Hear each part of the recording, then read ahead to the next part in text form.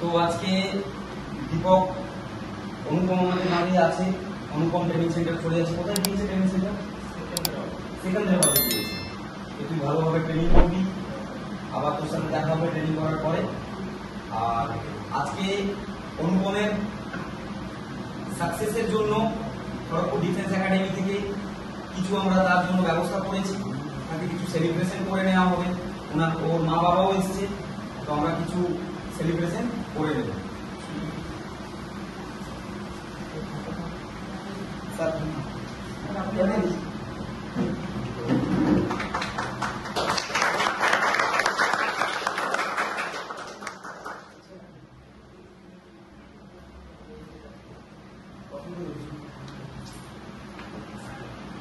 আর একটা ছোট্ট উপহার আমি অনুপমের মাকে আমাদের খড়গপুর ডিফেন্স একাডেমির তরফ থেকে ওর হাতেই আমি তুলে দিতে পেরেছি।